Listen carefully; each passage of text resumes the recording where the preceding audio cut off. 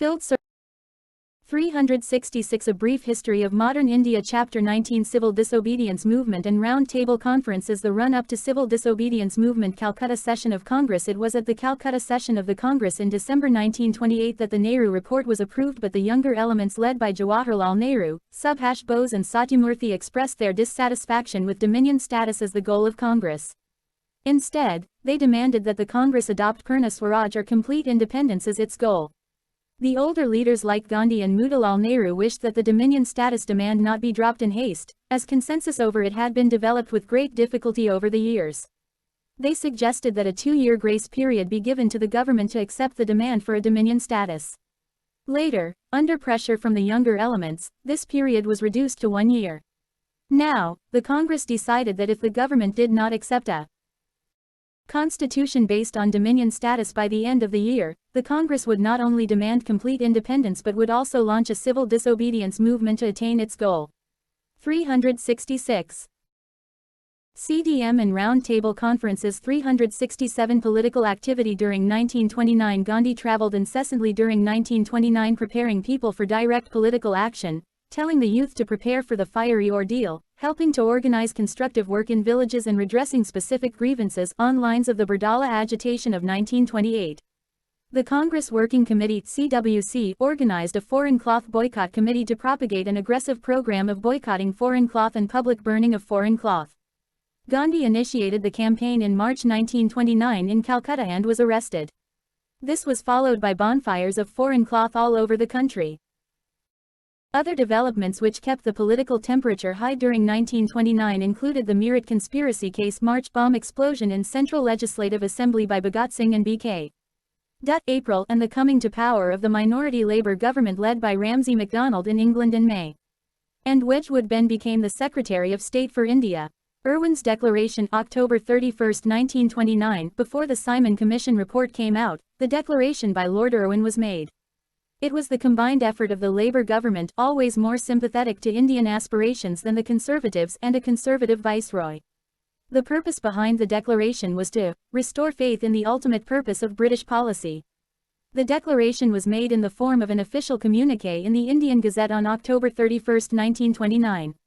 It said, "In view of the doubts which have been expressed both in Great Britain and in India regarding the interpretations to be placed on the intentions of the British government in enacting the Statute of 1919, I am authorized on behalf of His Majesty's government to state clearly that in their judgment it is implicit in the Declaration of 1917 that the natural issue of India's constitutional progress as they contemplated is the attainment of Dominion status." However, there was no time scale. The Dominion status promised by Irwin would not be available for a long time to come. There was in reality nothing new or revolutionary in the declaration. 368 A Brief History of Modern India. Lord Irwin also promised a round-table conference after the Simon Commission submitted its report. Delhi Manifesto. On November 2, 1929, a conference of prominent national leaders issued a Delhi Manifesto, which put forward certain conditions for attending the Round-Table Conference. 1. That the purpose of the Round-Table Conference should be not to determine whether or when Dominion status was to be reached but to formulate a constitution for implementation of the Dominion status, thus acting as a constituent assembly, and the basic principle of Dominion status should be immediately accepted. 2. That the Congress should have majority representation at the conference, and 3. There should be a general amnesty for political prisoners and a policy of conciliation. Gandhi along with Motilal Nehru and other political leaders met Lord Irwin in December 1929 after the Viceroy had narrowly escaped after a bomb was detonated meaning to hit the train he was traveling in. They asked the Viceroy for assurance that the purpose of the Round Table Conference was to draft a constitutional scheme for Dominion status. That was not the purpose of the conference, said Irwin. Viceroy Irwin rejected the demands put forward in the Delhi Manifesto. The stage for confrontation was to begin now. Lahore Congress and Purna Swaraj. Jawaharlal Nehru, who had done more than anyone else to popularize the concept of Purna Swaraj, was nominated the president for the Lahore session of the Congress December 1929 mainly due to Gandhi's backing. 15 out of 18 provincial Congress committees had opposed Nehru. Nehru was chosen because of the appositeness of the occasion, Congress's acceptance of complete independence as its goal, and to acknowledge the upsurge of youth which had made the anti-Simon campaign a huge success. Nehru declared in his presidential address, "We have CDM and Round Table Conferences 369 now an open conspiracy to free this country from foreign rule, and you, comrades, and all our countrymen and countrywomen are invited to join it. Further explaining that liberation did not mean only throwing off the foreign yoke, he said, "I must frankly confess that I am a socialist and a republican, and am no believer in kings and princes, or in the order which produces the modern kings of industry, who have greater power of the lives and fortunes of men than even the kings of old, and whose methods are as predatory as those of the old feudal aristocracy." Spelling out the methods of struggle, he said, "Any great movement for liberation today must necessarily be a mass movement, and mass movements must essentially be peaceful, except in times of organized revolt." The following major decisions were taken at the Lahore session. Filled Circle. The Round Table Conference was to be boycotted. Filled Circle. Complete independence was declared as the aim of the Congress. Filled Circle Congress Working Committee was authorized to launch a program of civil disobedience including non-payment of taxes, and all members of legislatures were asked to resign their seats. Filled Circle. January 26, 1930 was fixed as the first Independence Swarajya Day, to be celebrated everywhere. December 31, 1929 at midnight on the banks of River Ravi, the newly adopted tricolor flag of freedom was hoisted by Jawaharlal Nehru amidst slogans of Inquilab Zindabad. January 26, 1930, the Independence Pledge public meetings were organized all over the country in villages and towns, and the Independence Pledge was read out in local languages and the national flag was hoisted. This pledge, which is supposed to have been drafted by Gandhi, made the following points. Filled Circle. It is the inalienable right of Indians to have freedom. Filled Circle. The British government in India has not only deprived 370 a brief history of modern India as of freedom and exploited us, but has also ruined us economically, politically, culturally and spiritually.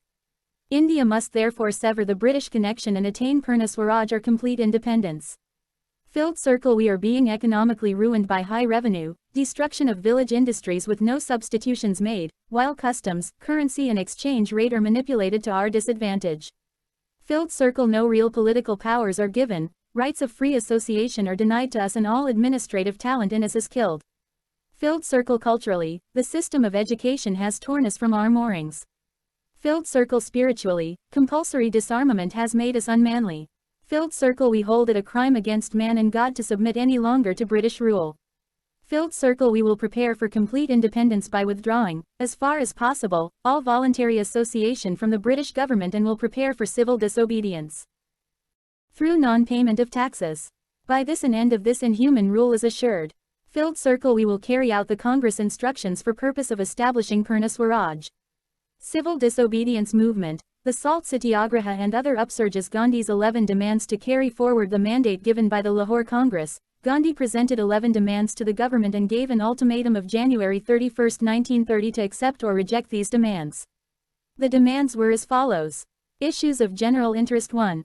Reduce expenditure on army and civil services by 50%. 2. Introduce total prohibition. CDM and Round Table Conferences 371. 3. Carry out reforms in Criminal Investigation Department (CID). 4. Change Arms Act allowing popular control of issue of firearms licenses. 5. Release political prisoners. 6. Accept Postal Reservation Bill. Specific bourgeois demands. 7. Reduce rupee sterling exchange ratio to 1:48. Introduce textile protection. 9. Reserve coastal shipping for Indians. Specific peasant demands. 10. Reduce land revenue by 50%. 11. Abolish salt tax and government salt monopoly. With no positive response forthcoming from the government on these demands, the Congress Working Committee invested Gandhi with full powers to launch the civil disobedience movement at a time and place of his choice. By February end, Gandhi had decided to make salt the central formula for the movement. Why salt was chosen as the important theme. As Gandhi said, there is no other article like salt, outside water, by taxing which the government can reach the starving millions, the sick, the maimed and the utterly helpless. It is the most inhuman poll tax the ingenuity of man can devise. Salt in a flash linked the ideal of Swaraj with a most concrete and universal grievance of the rural poor, and with no socially divisive implications like a no-rent campaign. Salt afforded a very small but psychologically important income, like Khadi, for the poor through self-help. Like Khadi, again, it offered to the urban populace the opportunity of a symbolic identification with mass suffering. Dandi March 12 to April 6, 1930. On March 2, 1930, Gandhi informed the Viceroy of his plan of action. According to this plan, few realized its significance when it was first announced. Gandhi, along with a band of 78 members of Sabarmati Ashram, was to march. 372 A brief history of modern India from his headquarters in Ahmedabad through the villages of Gujarat for 240 miles. On reaching the coast at Dandi, the salt law was to be violated by collecting salt from the beach. Even before the proposed march began, thousands thronged to the ashram. Gandhi gave the following directions for future action. Filled circle: wherever possible, civil disobedience of the salt law should be started. Filled circle: foreign liquor and cloth shops can be picketed. Filled circle: we can refuse to pay taxes if we have the requisite strength. Filled circle: lawyers can give up practice. Filled circle: public can boycott law courts by refraining from litigation. Filled circle: government servants can resign from their posts. Filled circle: all these should be subject to one condition: truth and non-violence as means to attain Swaraj should be faithfully adhered to. Filled circle: local leaders should be obeyed after Gandhi's arrest. The historic march, marking the launch of the civil disobedience movement, began on March 12, and Gandhi broke the salt law by picking up a lump of salt at Dandi on April 6. The violation of the law was seen as a symbol of the Indian people's resolve not to live under British-made laws and therefore under British rule. Gandhi openly asked the people to make salt from seawater in their homes and violate the salt law. The march, its progress and its impact on the people was well covered by newspapers. In Gujarat, 300 village officials resigned in answer to Gandhi's appeal. Congress workers engaged themselves in grassroots-level organizational tasks. Spread of salt law disobedience. Once the way was cleared by Gandhi's ritual at Dandi, defiance of the salt laws started all over the country. Nehru's arrest in April 1930 for defiance of the salt law evoked huge demonstrations in Madras, Calcutta and Karachi.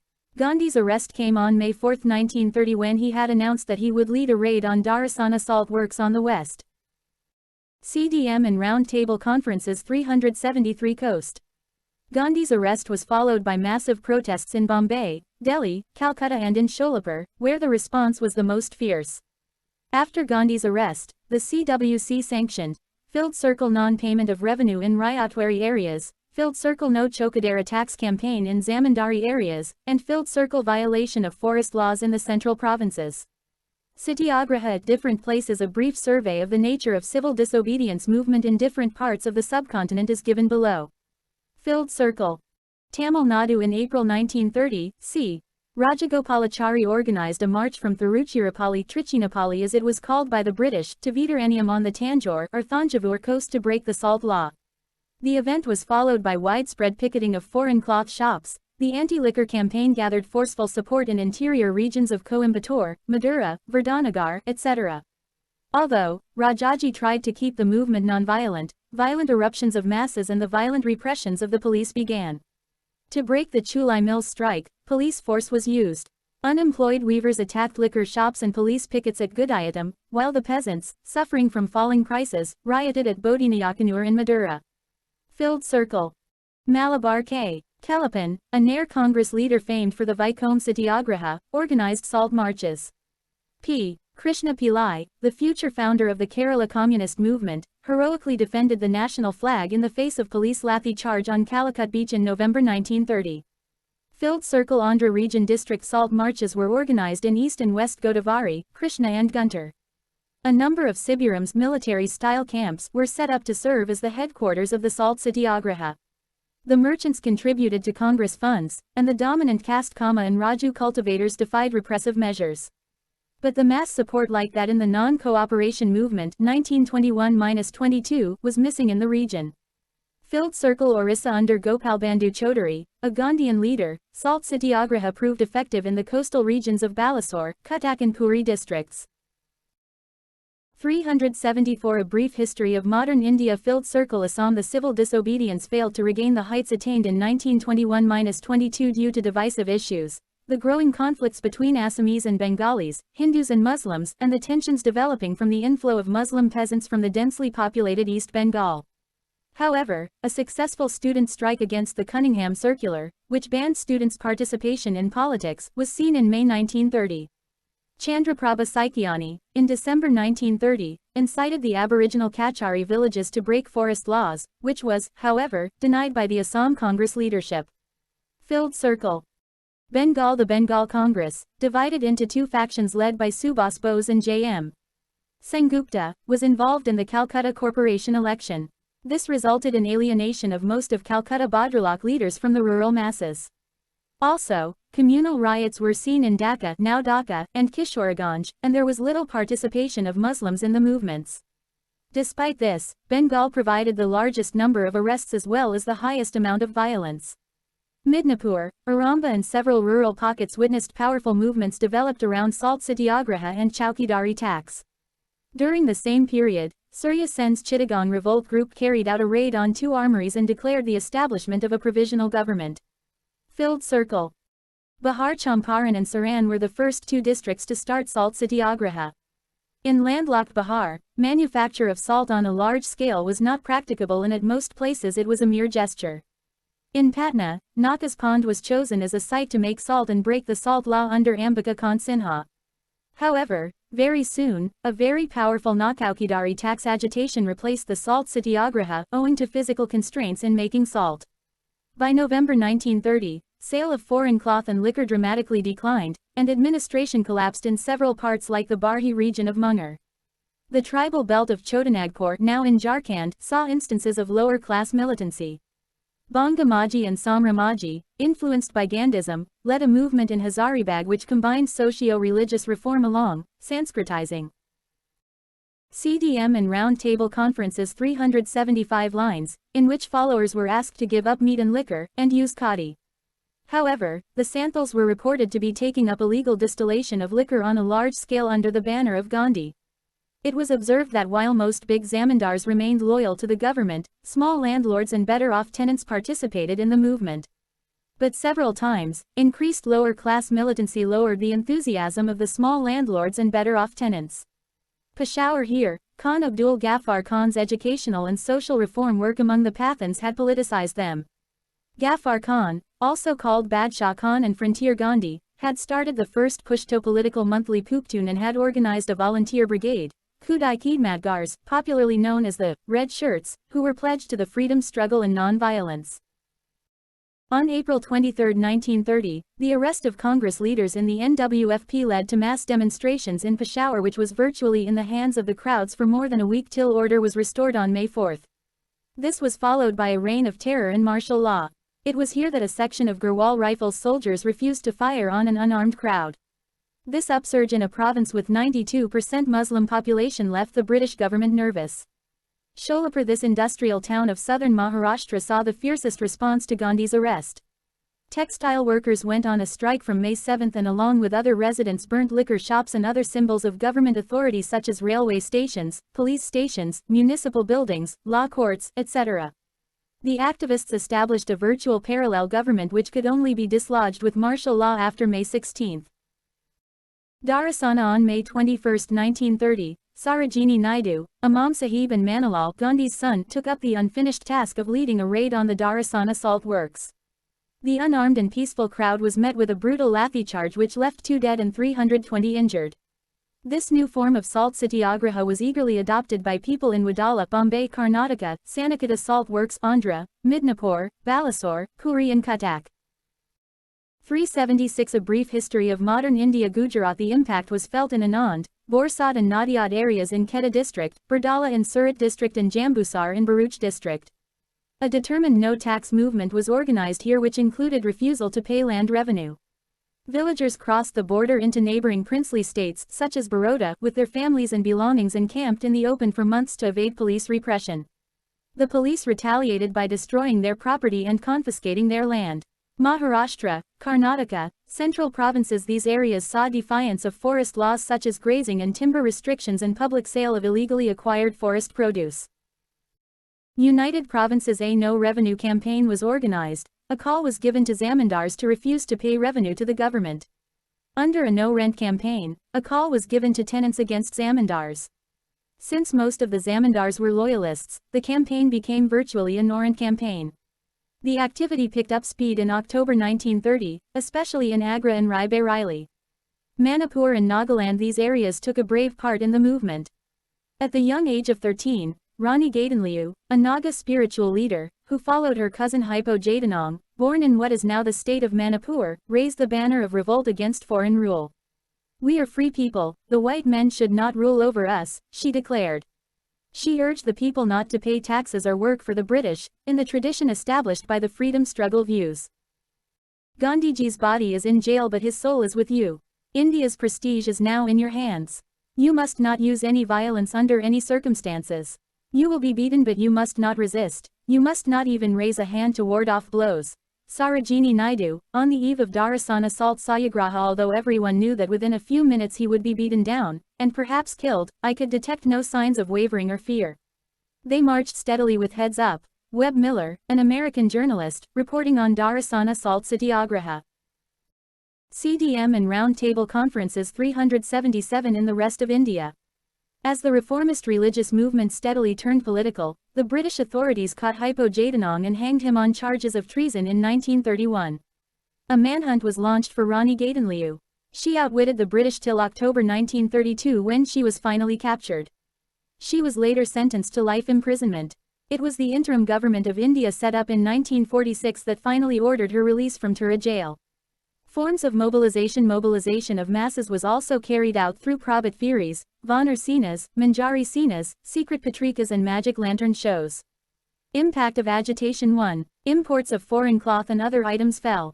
2. Government suffered a loss of income from liquor, excise and land revenue. 3. Elections to Legislative Assembly were largely boycotted. Extent of mass participation. Several sections of the population participated in the civil disobedience movement. Women. Gandhi had specially asked women to play a leading part in the movement. Soon, they became a familiar sight, picketing outside liquor shops, opium dens and shops selling foreign cloth. For Indian women, the movement was the most liberating experience and can truly be said to have marked their entry into the public sphere. Students along with women, students and youth played the most prominent part in the boycott of foreign cloth and liquor. Muslims. The Muslim participation was nowhere near the 1920-22 level because of appeals by Muslim leaders to stay away from the movement and because of active government encouragement to communal dissension. Still, some areas such as the NWFP saw an overwhelming participation. Middle-class Muslim participation was quite significant in Sanhata, Tripura, Gaybanda, Bagura and Noakhali. In Dhaka, Muslim leaders, shopkeepers, lower-class people and upper-class women were active. The Muslim 378. A brief history of modern India. Weaving community in Bihar, Delhi and Lucknow were also effectively mobilized. Merchants and petty traders. They were very enthusiastic. Traders' associations and commercial bodies were active in implementing the boycott, especially in Tamil Nadu and Punjab. Tribals were active participants in central provinces, Maharashtra and Karnataka. Workers. The workers participated in Bombay, Calcutta, Madras, Sholapur, etc. Peasants were active in the United Provinces, Bihar and Gujarat. Government response, efforts for truce. The government's attitude throughout 1930 was ambivalent as it was puzzled and perplexed. It faced the classic dilemma of, damned if you do, damned if you don't. If force was applied, the Congress cried, repression, and if little action taken, the Congress cried, victory. Either way, the government suffered an erosion of power. Even Gandhi's arrest came after much vacillation. But once the repression began, the ordinances banning civil liberties were freely used, including the press being gagged. Provincial governments were given freedom to ban civil disobedience organizations. The Congress Working Committee was, however, not declared illegal till June. There were lathi charges and firing on unarmed crowds which left several killed and wounded, while thousands of satyagrahis besides Gandhi and other Congress leaders were imprisoned. The government repression and publication of the Simon Commission report, which contained no mention of Dominion status and was in other ways also a regressive document, further upset even moderate political opinion. In July 1930 the Viceroy, Lord Irwin, suggested a round-table conference and reiterated the goal of Dominion status. He also accepted the suggestion that Tej Bahadur Sapru and Mr. Jayakar be allowed to explore the possibility of peace between the Congress and the government. In August 1930 Motilal and Jawaharlal Nehru were taken to Yeravada jail to meet Gandhi and discuss the CDM and Round Table Conferences 379 possibility of a settlement. The Nehrus and Gandhi unequivocally reiterated the demands of 1. Right of secession from Britain, 2. Complete national government with control over defense and finance, and 3. an independent tribunal to settle Britain's financial claims. Talks broke down at this point. Gandhi-Irwin Pact. On January 25, 1931, Gandhi and all other members of the Congress Working Committee (CWC) were released unconditionally. The CWC authorized Gandhi to initiate discussions with the Viceroy. As a result of these discussions, a pact was signed between the Viceroy, representing the British Indian government, and Gandhi, representing the Indian people, in Delhi on February 14, 1931. This Delhi Pact, also known as the Gandhi-Irwin Pact, placed the Congress on an equal footing with the government. Irwin on behalf of the government agreed on 1. Immediate release of all political prisoners not convicted of violence. 2. Remission of all fines not yet collected. 3. Return of all lands not yet sold to third parties. 4. Lenient treatment to those government servants who had resigned. 5. Right to make salt in coastal villages for personal consumption, not for sale. 6. Right to peaceful and non-aggressive picketing. And 7. Withdrawal of emergency ordinances. The Viceroy, however, turned down 2 of Gandhi's demands: I. Public inquiry into police excesses, and E. Commutation of Bhagat Singh and his comrades' death sentence to life sentence. Gandhi on behalf of the Congress agreed: I. To suspend the civil disobedience movement, and E. To participate in the next round table conference on the constitutional question around the 3 linchpins of federation, Indian responsibility, and 380. A brief history of modern India. Reservations and safeguards that may be necessary in India's interests, covering such areas as defense, external affairs, position of minorities, financial credit of India and discharge of other obligations. Evaluation of civil disobedience movement. Was Gandhi-Irwin Pact a retreat? Gandhi's decision to suspend the civil disobedience movement as agreed under the Gandhi-Irwin Pact was not a retreat, because I. Mass movements are necessarily short-lived. E. Capacity of the masses to make sacrifices, unlike that of the activists, is limited, and E. There were signs of exhaustion after September 1930, especially among shopkeepers and merchants, who had participated so enthusiastically. No doubt, youth were disappointed. They had participated enthusiastically and wanted the world to end with a bang and not with a whimper. Peasants of Gujarat were disappointed because their lands were not restored immediately. Indeed, they were restored only during the rule of the Congress ministry in the province. But many people were jubilant that the government had been made to regard their movement as significant and treat their leader as an equal, and sign a pact with him. The political prisoners, when released from jails, were given a hero's welcome. Comparison to non-cooperation movement. There were certain aspects in which the civil disobedience movement differed from the non-cooperation movement. 1. The stated objective this time was complete independence and not just remedying 2 specific wrongs in a vaguely worded Swaraj. 2. The methods involved violation of law from the very beginning and not just non-cooperation with foreign rule. 3. There was a decline in forms of protests involving the intelligentsia, such as lawyers giving up practice, students giving up government schools to join national schools and colleges. 4. Muslim participation was nowhere near that in the non-cooperation movement level. CDM and Round Table Conferences 381 views India as one vast prison house. I repudiate this law. Gandhi was the best policeman the British had in India. M.K. Gandhi to Lord Irwin. Ellen Wilkinson. Dandy March is the kindergarten stage of revolution, based on the notion that King Emperor can be unseated by boiling seawater in a kettle. Brailsford, an English journalist. 5. No major labor upsurge coincided with the movement. 6. The massive participation of peasants and business groups compensated for decline of other features. 7. The number of those imprisoned was about 3 times more this time. 8. The Congress was organizationally stronger. Karachi Congress Session, 1931. In March 1931, a special session of the Congress was held at Karachi to endorse the Gandhi-Irwin Pact. 6 days before the session, which was held on March 29, Bhagat Singh, Sukhdev and Rajguru were executed. Throughout Gandhi's route to Karachi, he was greeted with black flag demonstrations by the Punjab Naujawan Bharat Sabha, in protest against his failure to secure commutation of the death sentence for Bhagat and his comrades. Congress resolutions at Karachi filled circle. While disapproving of and dissociating itself from political violence, the Congress admired the bravery and sacrifice of the 3 martyrs. Filled circle. The Delhi Pact or Gandhi-Irwin Pact was endorsed. Filled circle. The goal of Purna Swaraj was reiterated. Filled circle. 2 resolutions were adopted, one on fundamental rights and the other on national economic program, which made the session particularly memorable. The resolution on fundamental rights guaranteed free speech and free press * right to form associations.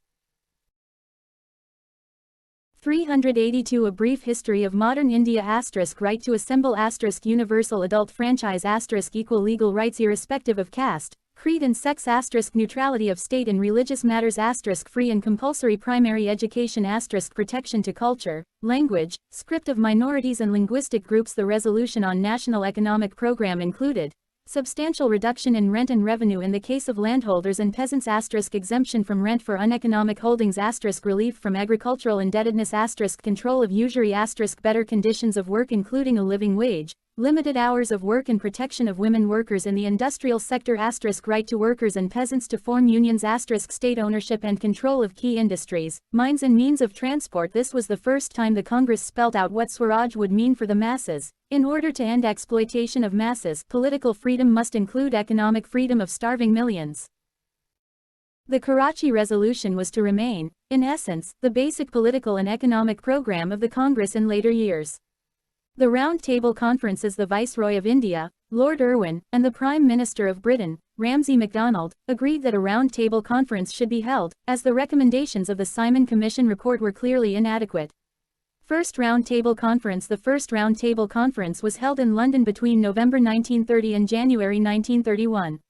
It was opened officially by King George V on November 12, 1930 and chaired by Ramsay MacDonald. CDM and Round Table Conferences 383. This was the first conference arranged between the British and the Indians as equals. The Congress and some prominent business leaders refused to attend, but many other groups of Indians were represented at the conference. The Indian princely states were represented by the Maharaja of Alwar, Maharaja of Baroda, Nawab of Bhopal, Maharaja of Bikaner, Rana of Dholpur, Maharaja of Jammu and Kashmir, Maharaja of Nawanagar, Maharaja of Patiala, Chancellor of the Chamber of Princes Maharaja of Rua, Chief Sahib of Sangli, Sir Prabhashankar Patani Bhavnagar Manubai Mehta Baroda, Sardar Sahibzada Sultan Ahmed Khan Gwalior, Akbar Haidari Hyderabad, Mirza Ismail Mysore Kal, Kailas Narain Haksar, Jammu and Kashmir. The Muslim League sent Aga Khan III, leader of British Indian delegation, Maulana Muhammad Ali Jauhar, Muhammad Shafi, Muhammad Ali Jinnah, Muhammad Zafarullah Khan, A.K. Fazlul Huq, Hafiz Ghulam Hussain Hidayat Ullah, Dr. Shafat Ahmad Khan, Raja Sher Muhammad Khan of Damali and A.H. Ghaznavi. The Hindu Mahasabha and its sympathizers were represented by B.S. Munye, M.R. Jayakar and Dewan Bahadur Raja Narendra Nath. The Sikhs were represented by Sardar Ujjal Singh and Sardar Sampuran Singh. For the Parsis, Firoz Sethna, Kosg Jahangir and Homi Modi attended. Begum Jahanara Shanawaz and Radhabai Subarayan represented women. The Liberals were represented by J.N. Basu, Tej Bahadur Sapru, C.Y. Chintamani, V.S. Srinivasa Sastry and Chimanlal Harilal Setalvad. The depressed classes were represented by B.R. Ambedkar and Redamalai Srinivasan. The Justice Party sent Arcot Ramasamy Mudaliar, Bhaskarrao Vithojirao Jadhav and Sir A.P. Patro. Labour was represented by N.M. Joshi and B. Shiva Rao. K.T. Paul represented the Indian Christians, while Henry Gidney represented the Anglo-Indians, and the Europeans were represented by Sir Hubert Carr, Sir Oscar de Glanville, Burma T.F. Gavin Jones, C.E. Wood, Madras. There were also representatives of the landlords from Bihar, the United Provinces, and Orissa, the universities, Burma, the Sindh and some other provinces. The Government of India was represented by Narendra. 384 A brief history of modern India Nath Law, Bhupendra Nath Mitra, C.P.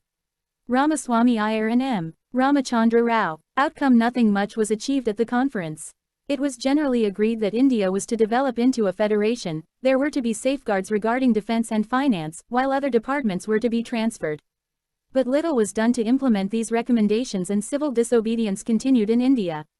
The British government realized that the participation of the Indian National Congress was necessary in any discussion on the future of constitutional government in India.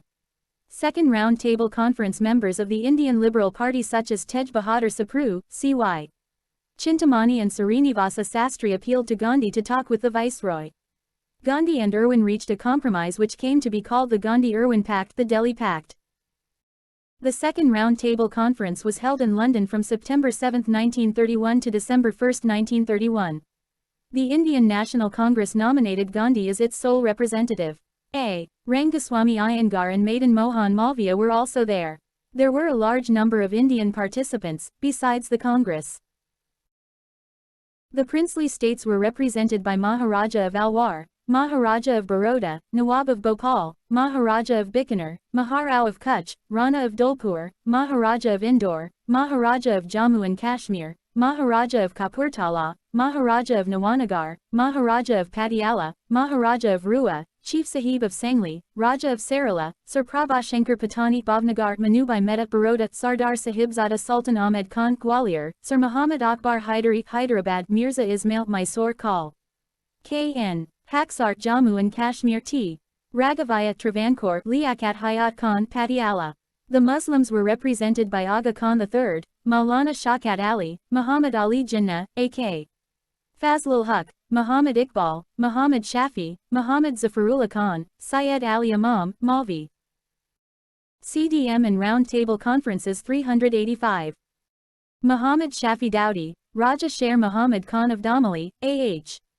Ghaznavi, Hafiz Hidayat Hussain, Syed Muhammad Padshah Sahib Bahadur, Drive.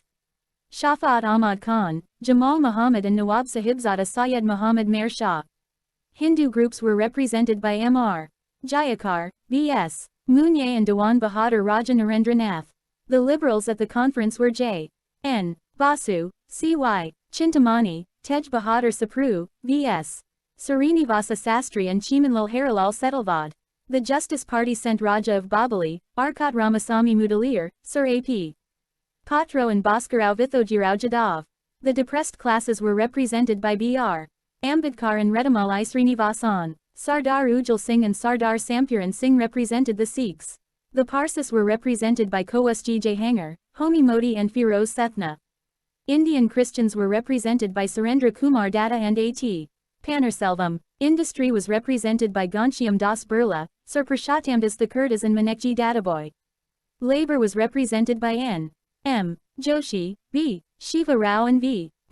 Giri. The representatives for Indian women were Sarojini Naidu, Begum Jahanara Shanawaz and Radhabai Subbarayan. The universities were represented by Syed Sultan Ahmed and Bisheshwar Dayal Seth. Representatives of Burma and from the provinces of Sindh, Assam, Central Provinces and the NWFP also attended. The Government of India was represented by C.P. Ramaswamy Iyer, Narendra Nath Law and M. Ramachandra Rao. Not much was expected from the conference because of the following reasons. Filled circle. By this time, Lord Irwin had been replaced by Lord Willingdon as Viceroy in India. Just before the conference began, the Labour government in England had been replaced by a national government which was an uneasy coalition between Labour and Conservatives. The British were also angered by the increased revolutionary activities which had claimed many European lives in India. Filled circle. The right-winger Conservatives in Britain led by Churchill strongly objected to the British government negotiating with the Congress on an equal basis. They 386 A brief history of modern India instead demanded a strong government in India. The Prime Minister, Ramsay MacDonald, headed the Conservative-dominated cabinet with a weak and reactionary Secretary of State for India, Samuel Hoare. Filled circle. At the conference, Gandhi and therefore the Congress claimed to represent all people of India against imperialism. The other delegates, however, did not share this view. Historians point out that many of the delegates were conservative, government loyalists, and communalists, and these groups were used by the colonial government to neutralize the efforts of Gandhi. Because of the participation of a large number of groups, the British government claimed that the Congress did not represent the interests of all of India. Filled circle. Gandhi pointed out that there was a need of a partnership between Britain and India on the basis of equality. He put forward the demand for the immediate establishment of a responsible government at the centre as well as in the provinces. He also reiterated that the Congress alone represented political India. Saying that the untouchables were Hindus, and thus not to be treated as a minority, he discarded the idea of a separate electorate for them. He also said there was no need for separate electorates or special safeguards for Muslims or other minorities. Many of the other delegates disagreed with Gandhi. Filled circle. The session soon got deadlocked on the question of the minorities. Separate electorates were being demanded by the Muslims, depressed classes, Christians and Anglo-Indians. All these came together in a minorities pact. Gandhi fought desperately against this concerted move to make all constitutional progress conditional on the solving of this issue. Filled circle. The princes were also not too enthusiastic about a federation, especially after the possibility of the formation of a Congress government at the center had receded after the suspension of civil disobedience movement. Outcome: the lack of agreement among the many delegate groups meant that no substantial results regarding India's constitutional future would come out of the conference. The session ended with MacDonald's announcement of CDM and Round Table Conferences 387I, 2 Muslim majority provinces, Northwest Frontier Province NWFP, and Sindh, E. The setting up of an Indian Consultative Committee, E. Setting up of 3 expert committees, Finance, Franchise and States, and IV. The prospect of a unilateral British communal award if Indians failed to agree. The government refused to concede the basic Indian demand of freedom. Gandhi returned to India on December 28, 1931. Third Round Table Conference. The Third Round Table Conference, held between November 17, 1932 and December 24, 1932, was not attended by the Indian National Congress and Gandhi. It was ignored by most other Indian leaders. The Indian states were represented by Akbar Haidari, Dewan of Hyderabad, Mirza Ismail, Dewan of Mysore, V.T. Krishnamachari, Dewan of Baroda, Wajahat Hussain, Jammu and Kashmir, Sir Sukhdeo Prasad, Udaipur, Jaipur, Jodhpur, J.A. Serve, Kolhapur, Raja Oud Narain Bisaria, Bhopal, Manubai Mehta, Bikaner, Nawab Liaquat Hayat Khan, Patiala, Fateh Nasib Khan, Alwar State, L.F. Rushbrook Williams, Nawanagar, and Raja of Sarala, small states. Other Indian representatives were Aga Khan III, B.R. Ambedkar, Ramakrishna Ranga Rao of Babali, Sir Hubert Carr, Nanak Chand Pandit, A.H. Ghaznavi, Henry Gidney, Hafiz Hidayat Hussain, Muhammad Iqbal, M.R. Jayakar, Kowasji Jahangar, N.M. Joshi, Narasimha Chintaman Kelkar, Arcot Ramasamy Mudaliar, Begum Jahanara Shanawaz, A.P. Patro, Tej Bahadur Sapru, Dr. Shafat Ahmad Khan, Sir Shadi Lal, Tara Singh Malhotra, Sir Nripendra Nath Sarkar, Sir Purushottamdas the Kurdas, Muhammad Zafarullah Khan. Again, like in the 2 previous conferences, little was achieved. The recommendations were published in a white paper in March 1933 and debated in the British Parliament afterwards. A joint select committee was formed to analyze the recommendations and formulate a new act for India, and that committee produced a draft bill in February 1935 which was enforced as the Government of India Act of 1935 in July 1935. 388 A brief history of modern India. Civil disobedience resumed on the failure of the Second Round Table Conference. The Congress Working Committee decided on December 29, 1931 to resume the civil disobedience movement. During truce period March-December 1931, some activity during the period March to December 1931 kept alive the spirit of defiance. In the United Provinces, the Congress had been leading a movement for rent reduction and against summary evictions. In the NWFP, severe repression had been unleashed against the Kudai Khidmatgars and the peasants led by them who were agitating against the brutal methods of tax collection by the government. In Bengal, draconian ordinances and mass detentions had been used in the name of fighting terrorism. In September 1931, there was a firing incident on political prisoners in Hijli jail. Changed government attitude after Second RTC. The higher British officials had drawn their own lessons from the Delhi Pact which they thought had raised the political prestige of the Congress and the political morale of the people and had undermined British prestige. After the Second Round Table Conference, the British were determined to reverse this trend. There were 3 main considerations in British policy. 1. Gandhi would not be permitted to build up the tempo for a mass movement again. 2. Goodwill of the Congress was not required, but the confidence of those who supported the British against the Congress, government functionaries, loyalists, etc., was very essential. 3. The national movement would not be allowed to consolidate itself in rural areas. After the CWC decided to resume the civil disobedience movement, Viceroy Willingdon refused a meeting with Gandhi on December 31. On January 4, 1932, Gandhi was arrested. CDM and Round Table Conferences 389 Government action. A series of repressive ordinances were issued which ushered in a virtual martial law, though under civilian control, or a civil martial law. Congress organizations at all levels were banned. Arrests were made of activists, leaders, sympathizers, properties were confiscated, Gandhi ashrams were occupied. Repression was particularly harsh on women. Press was gagged and nationalist literature banned. Popular response. People responded with anger. Though unprepared, the response was massive. In the first 4 months alone, about 80,000 satyagrahis, mostly urban and rural poor, were jailed. Other forms of protest included picketing of shops selling liquor and foreign cloth, illegal gatherings, nonviolent demonstrations, celebrations of national days, symbolic hoistings of national flag, non-payment of chowkidar tax, salt satyagraha, forest law violations and installation of a secret radio transmitter near Bombay. This phase of the civil disobedience movement coincided with upsurges in 2 princely states, Kashmir and Alwar.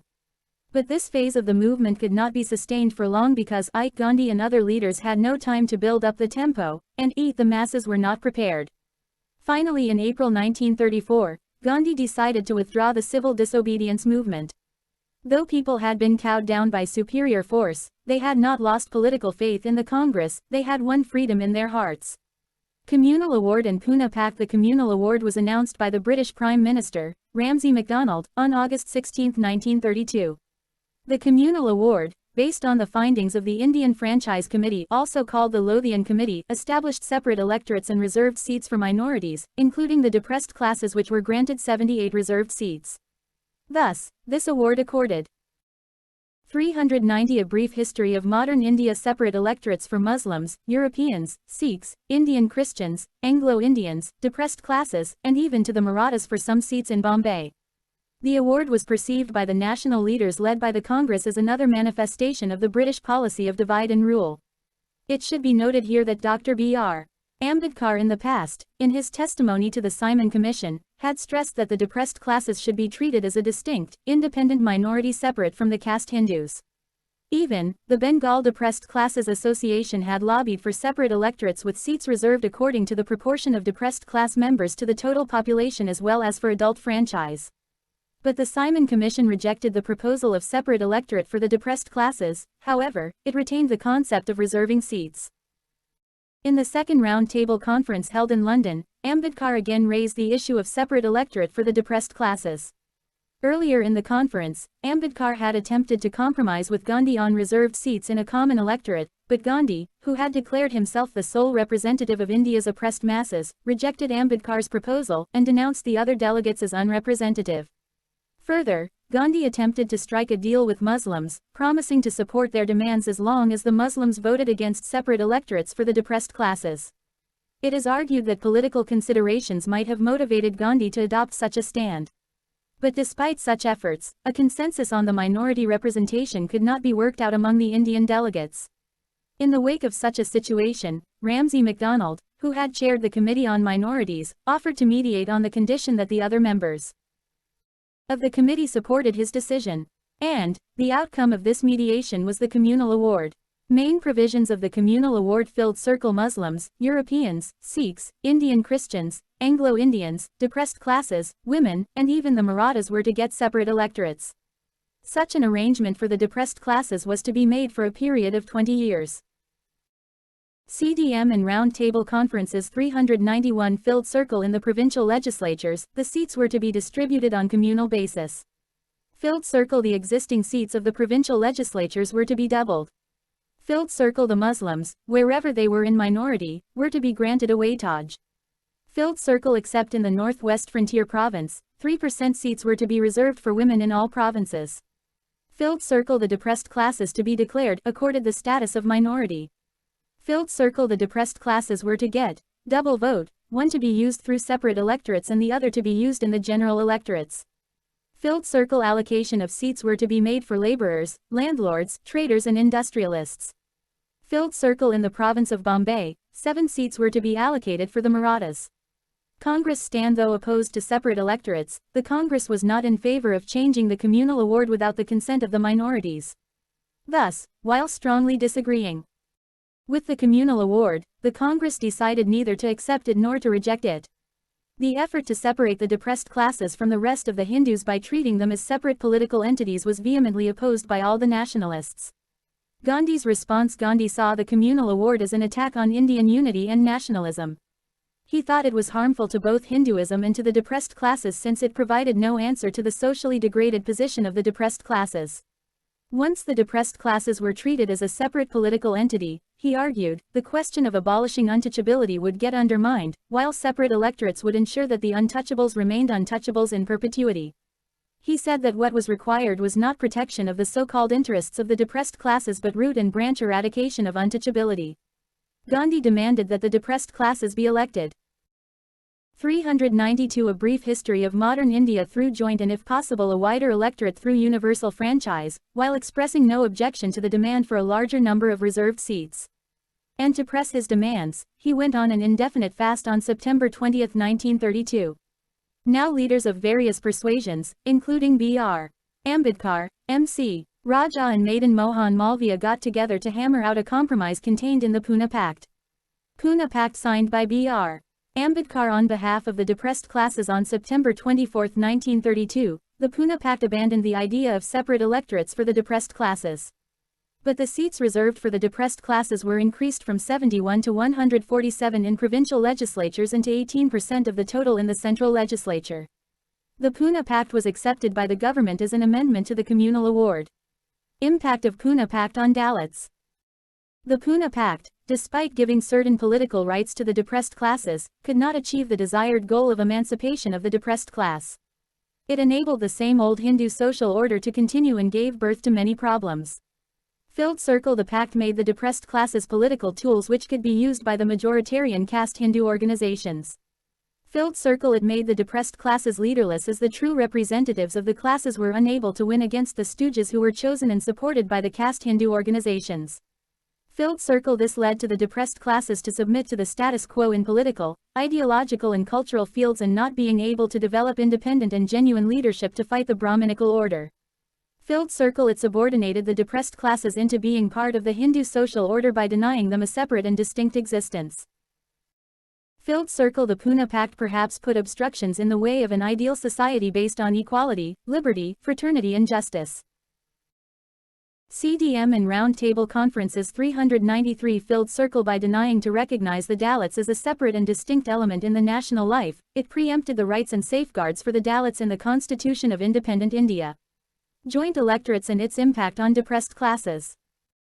The Working Committee of the All India Scheduled Caste Federation alleged that in the last elections held under the Government of India Act, 1935, the system of joint electorates deprived the scheduled castes of the right to send true and effective representatives to the legislatures.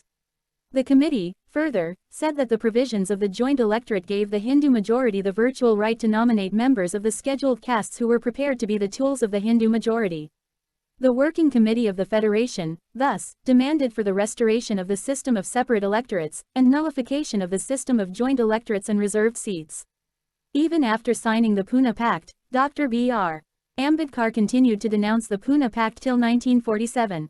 Gandhi's Harijan campaign and thoughts on caste. Determined to undo the divisive intentions of the government's divide and rule policy, Gandhi gave up all his other preoccupations and launched a whirlwind campaign against untouchability, first from jail and then, after his release in August 1933, from outside jail. While in jail, he set up the All India Anti-Untouchability League in September 1932 and started the weekly Harijan in January 1933. After his release, he shifted to the Satyagraha ashram in Wardha as he had vowed in 1930 not to return to Sabarmati ashram unless Swaraj was won. Starting from Wardha, he conducted a Harijan tour of the country in the period from November 1933 to July 1934, covering 20,000 kilometers, collecting money for his newly set up Harijan Sevak Sangh, and propagating removal of untouchability in all its forms. He urged political workers to go to villages. 394 A brief history of modern India and work for social, economic, political and cultural upliftment of the Harijans. He undertook 2 fasts, on May 8 and August 16, 1934, to convince his followers of the seriousness of his effort and the importance of the issue. These fasts created consternation in nationalist ranks, throwing many into an emotional crisis. Throughout his campaign, Gandhi was attacked by orthodox and reactionary elements. These elements disrupted his meetings, held black flag demonstrations against him and accused him of attacking Hinduism. They also offered support to the government against the Congress and the civil disobedience movement. The government obliged them by defeating the Temple Entry Bill in August 1934.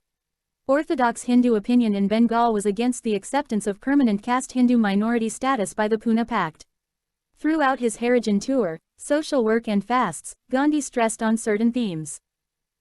Filled Circle. He put forward a damning indictment of Hindu society for the kind of oppression practiced on Harijans. Filled Circle. He called for total eradication of untouchability symbolized by his plea to throw open temples to the untouchables. Filled Circle. He stressed the need for caste Hindus to do penance for untold miseries inflicted on Harijans. For this reason he was not hostile to his critics such as Ambedkar. He said, Hinduism dies if untouchability lives, untouchability has to die if Hinduism is to live. Filled Circle. His entire campaign was based on principles of humanism and reason. He said that the Shastras do not sanction untouchability, and if they did, they should be ignored as it was against human dignity. Gandhi was not in favor of mixing up the issue of removal of untouchability with that of inter-caste marriages and interdining because he felt that such restrictions existed among caste Hindus and among Harijans themselves, and because the All India campaign at the time was directed against disabilities specific to Harijans. Similarly, he distinguished between abolition of untouchability and abolition of caste system as such. On this CDM and Round Table Conferences 395. He differed from Ambedkar, who advocated annihilation of the caste system to remove untouchability. Gandhi felt that whatever the limitations and defects of the Varnashram system, there was nothing sinful about it, as there was about untouchability. Untouchability, Gandhi felt, was a product of distinctions of high and low and not of the caste system itself. If it could be purged of this distinction, the Varnashram could function in a such manner that each caste would be complementary to the other rather than being higher or lower. Anyway, he hoped that believers and critics of the caste system would come together in the fight against untouchability. He believed that the removal of untouchability would have a positive impact on communal and other questions, since opposition to untouchability meant opposing the notion of highness and lowness. He was opposed to using compulsion against the orthodox Hindus, whom he called Sanatanis. They were to be won over by persuasion, by appealing to their reason and their hearts. His fasts were aimed at inspiring friends and followers to redouble their work to abolish untouchability. Gandhi's Harijan campaign included a program of internal reform by Harijans covering education, cleanliness, hygiene, giving up eating of beef and carrion and consumption of liquor, and removing untouchability among themselves. Impact of the campaign. Gandhi repeatedly described the campaign as not a political movement but as being primarily meant to purify Hinduism and Hindu society. Gradually, the campaign carried the message of nationalism to Harijans, who also happened to be the agricultural laborers in most parts of the country, leading to their increasing participation in the national and peasant movements. Ideological differences and similarities between Gandhi and Ambedkar. Gandhi, the principal architect of the Indian freedom struggle, and B.R. Ambedkar, the principal architect of the Constitution of Independent India, shared many ideas, though in many ways. 396. A brief history of modern India. They held different beliefs. There is a striking similarity in the symbolism involved in some of the actions of both individuals. The burning of foreign cloth by Gandhi and the burning of Manusmriti by Ambedkar are not to be seen as mere acts of sentiment. Rather, foreign cloth and Manusmriti represented the bondage and slavery for India. So too, a pinch of salt from the ocean, and a drop of water from the Mahad tank were acts of political catharsis and social philosophy. Gandhi believed that freedom was never to be bestowed but to be wrested from the authority by the people who desire it, whereas Ambedkar expected bestowing of freedom by the imperial rulers. The two leaders differed over the nature and scope of democracy as a method of government. Ambedkar advocated parliamentary system of government for independent India, but Gandhi had very little respect for the parliamentary system of governance. Gandhi believed that democracy tends to get converted into mass democracy with a propensity for domination by leaders. Ambedkar was inclined towards mass democracy as it could act as a pressure on the government with the advancement of the oppressed people. As a political and social activist, Ambedkar had certain principles which were very rigid, while Gandhi had no rigidities of ideology or principles except the uncompromising notion of non-violence. Gandhi tried to put forward simple practical alternatives to the political streams of the 20th century like liberalism, communism and fascism. Ambedkar, on the other hand, had a natural inclination for liberal ideology and desired institutional framework and structures. Ambedkar's politics tended to highlight the aspect of Indian disunity, whereas the Gandhian politics tried to show the aspect of Indian unity. In Hind Swaraj, Gandhi tries to prove that India has always been a nation prior to the beginning of the imperial rule, and it was the British rule who broke this cultural unity. Ambedkar, on the other hand, believed in the notion that Indian unity was the byproduct of the legal system introduced by the imperial state. For Gandhi, Gramraj was Ramraj, and real independence for Indians. But for Ambedkar, the status quoist nature of the Indian villages denied equality and fraternity and also liberty. As the scourge of casteism and untouchability. CDM and Round Table Conferences 397 was most dominant in the rural areas of India. Ambedkar believed that Gramraj would continue the social hierarchy based on discrimination and inequality. So he vehemently propagated that there was nothing to be proud of the Indian village system. The idea of the use of compulsion or force for social integration as well as social reforms was negated by Ambedkar. But the idea of proper education to make the individual desire for change, reform and integration was the stance where the views of two leaders were the same. The two leaders also differed in their views and approaches in respect of the context of development for deprived classes. For instance, when Gandhi named the depressed classes and the untouchables as Harijan, Ambedkar denounced it as a clever scheme. Thus, when the Depressed Classes League was renamed as Harijan Sevak Sangh by Gandhi, Ambedkar left the organization by claiming that for Gandhi removal of untouchability was only a platform, not a sincere program. Ambedkar held that the center of religion must be between man, and not between man and God alone, as preached by Gandhi. In the beginning, Ambedkar too wanted to cast away the evil practices prevalent in Hinduism in an attempt to reform and reconstruct, rather than destroy it fully. But in the later phase of his life, he left Hinduism, denouncing it as an entity which couldn't be reformed. Ambedkar denounced the Vedas and other Hindu scriptures. He believed that the Hindu scriptures do not lend themselves to a unified and coherent understanding, and reflect strong contradictions within and across sects. And the caste system and untouchability were the manifestations of the Hindu religious scriptures. On the contrary, Gandhi held that caste system in Hinduism has nothing to do with religious precepts and spirituality. For Gandhi, caste and varna are different, and caste is perversive degeneration. In political precepts, Ambedkar believed in freedom of religion, free citizenship and separation of state and religion. Gandhi also endorsed the idea of freedom of religion, but never approved a separation of politics and religion. But religion as an agent of social change was well accepted by both leaders. Both denounced in theory and thinking anything.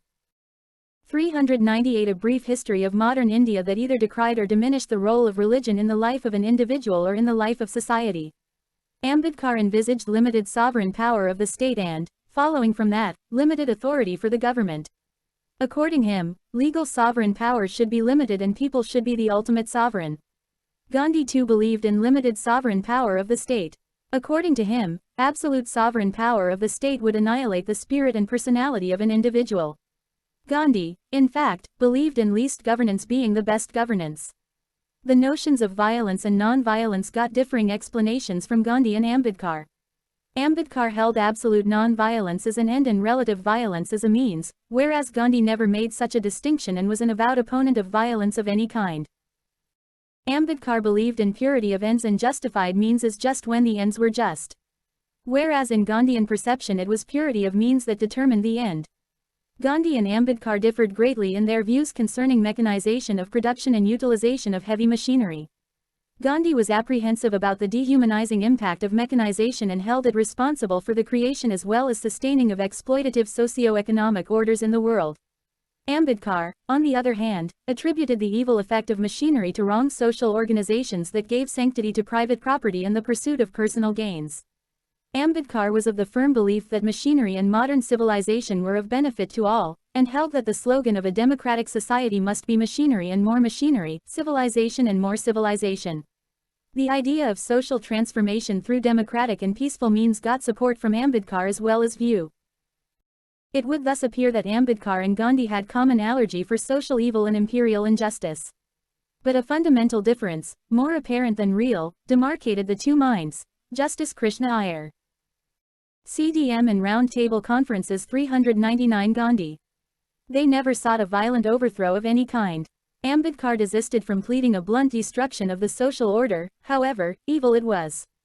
And like Gandhi, he wanted to solve the problem of social disharmony and disintegration through peaceful rehabilitation of the oppressed classes. The target groups of Ambedkar and Gandhi were different, even though they converged at certain points. The methods and skills of communication and mobilization of both were different. Gandhi spoke in plain local vernacular, whereas Ambedkar spoke in English. To disobey the law to make the law more just was a Gandhian principle. Its outward manifestations were non-cooperation, hartal, satyagraha and civil disobedience. Ambedkar was more inclined towards the observance of law and constitutionality in the political process. Gandhi viewed the untouchables as an integral part of the Hindu whole, whereas Ambedkar had an ambivalent stand on the issue. Ambedkar regarded the untouchables as a religious minority and not a part of the Hindu community, and preferred to call them a political minority, or minority by force. To Gandhi, untouchability was one of the many problems confronted by Indian society. To Ambedkar, untouchability was the major problem that captured his sole attention. Ambedkar made an exhaustive study of the problem from the historical angle, while Gandhi was more concerned with the problem in its contemporary situation. Ambedkar wanted to solve the problem of untouchability through laws and constitutional methods, whereas Gandhi treated untouchability as a moral stigma and wanted it to be erased by acts of atonement.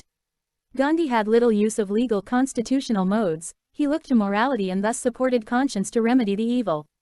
Summary. Filled Circle Calcutta Congress Session, December 1928, 1-year ultimatum to government to accept Dominion status or else civil disobedience to be launched for complete independence. 400 A Brief History of Modern India. Filled Circle Lahore Congress Session, December 1929, Congress adopted complete independence as its goal.